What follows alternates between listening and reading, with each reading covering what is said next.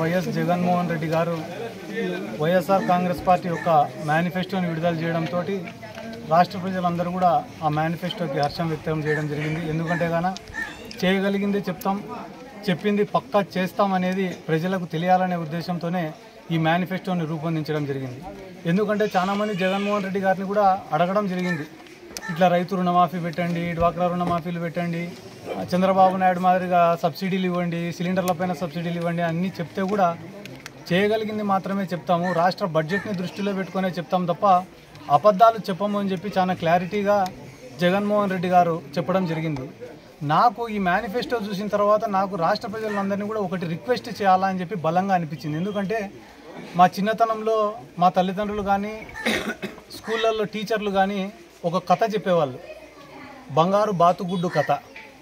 ఏమిరా దాని యొక్క సారాంశం అంటే, ఒక మనిషి దగ్గర ఒక బాతు ఉండేదంట, ఆ బాతు రోజుకు ఒక బంగారు గుడ్డు పెట్టేదంట. ఆ మనిషి ఆ బంగారు గుడ్డును అమ్ముకొని డబ్బులు సంపాదించుకొని చాలా సంతోషంగా హ్యాపీగా జీవనం సాగించేవాడంట. దాన్ని చూసి ఓర్చలేని పక్కింటి వాడు అతని దగ్గరికి పోయి, ఒరే ఇట్లుంటే నువ్వు అమ్ముకునేది రోజుకు ఒక గుడ్డే కదరా, నువ్వు కానీ ఆ బాతు పొట్ట కోసి ఆ బాతును చంపేస్తే ఆ పొట్టలో ఉండే గుడ్లన్నీ నీకే కదా అని చెప్పినాడంట. దానికి ఆశపడి ఆ మనిషి ఆ బాతును చంపినాడంట. చంపితే బాతు చచ్చిపోయింది, రావాల్సిన గుడ్లు రాకుండా పోయినాయి, ఆ మనిషి జీవితం నాశనం అయిపోయింది.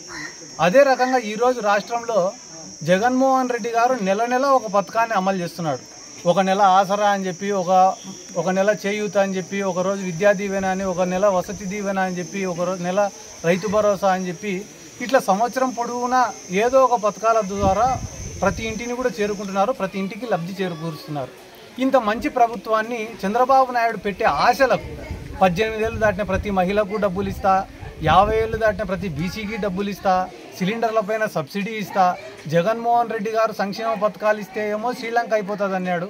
ఇప్పుడు ఈయన చెప్పే మాటలు ఇంటే కానీ ఏం అమెరికా అవుతుందే? కాబట్టి రాష్ట్ర ప్రజల్ని ఆలోచించమని చెప్పి నేను కోరుతాను. చంద్రబాబు నాయుడు చెప్పే మాట ఏమరా అంటే, ఎట్లిస్తావు చంద్రబాబు నాయుడు? ఒకవేళ ఇచ్చేది ఉంటే జగన్మోహన్ రెడ్డి ఇస్తాడు కదా, ఇచ్చేది ఉంటే కానీ ఎక్కడో ఒక చోటు నుంచి తెచ్చైనా ఇచ్చే మంచి గుణం ఉంది కదా జగన్మోహన్ రెడ్డికి, ఆయన్నే ఇయ్యలేనప్పుడు నువ్వెట్లిస్తావు చంద్రబాబు నాయుడు అంటే, సంపద సృష్టించి ఇస్తాడంట, సంపద సృష్టించి ఇస్తాడంట. ఒక సాధారణమైన వ్యక్తికి ఒక నెల మొత్తం పనిచేస్తే తప్ప జీతం రాదు. ఒక రైతుకి 4 నెలలు కష్టపడి పంట పండిస్తే తప్ప చేతికి డబ్బు రాదు.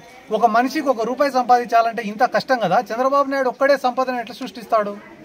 ఒకవేళ సంపద సృష్టించే వ్యక్తి అయితే 2014 నుంచి 19 వరకు ఆయన పాలించిన తర్వాత 2.5 లక్షల నుంచి 3 లక్షల కోట్ల రూపాయలు రాష్ట్రం పైన అప్పెట్టబడింది.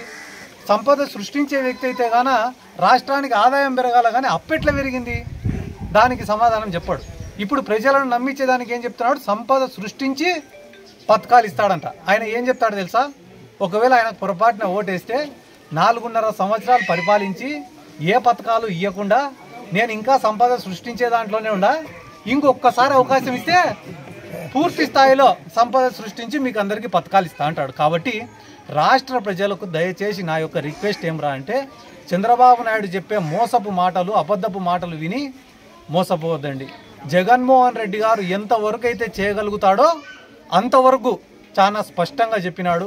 ఒక్కసారి చేయూత విషయంలో కానీ, అంటే మహిళలకు ఇచ్చే సంక్షేమం విషయంలో కానీ, విద్యార్థులకు ఇచ్చే సంక్షేమం విషయంలో కానీ, హెల్త్కు సంబంధించిన సంక్షేమం కానీ, ఇవన్నీ కూడా రాష్ట్ర ప్రజలు ఒకసారి రైతులకు సంబంధించిన సంక్షేమం విషయంలో కానీ ఒక్కసారి మేనిఫెస్టోని క్షుణ్ణంగా పరిశీలించి ఆ తర్వాత నిర్ణయం తీసుకోవాలని చెప్పి మనస్ఫూర్తిగా నేను కోరుకుంటూ, ఎందుకంటే మంచి చేయాలా, మంచి పేరు తెచ్చుకోవాలా అని ఒక మంచి ఉద్దేశంతో పరిపాలిస్తున్న నాయకుడు వైఎస్ జగన్మోహన్ రెడ్డి గారు. ఎటువంటి కల్మషం లేకుండా, ఎటువంటి అబద్ధాలు చెప్పకుండా ఈ రాష్ట్రాన్ని పరిపాలించాలా అని చెప్పి ఒక గొప్ప ఆశయంతో బతుకుతున్నటువంటి వ్యక్తి వైఎస్ జగన్మోహన్ రెడ్డి గారు. అటువంటి నాయకుడిపైన మీ ఆశీర్వాదం ఉంటే మన రాష్ట్రము, మన రాష్ట్ర భవిష్యత్తు, పిల్లల భవిష్యత్తు బాగుంటుందని చెప్పి రాష్ట్ర ప్రజలకందరికీ కూడా రిక్వెస్ట్ చేసుకుంటూ సెలవు.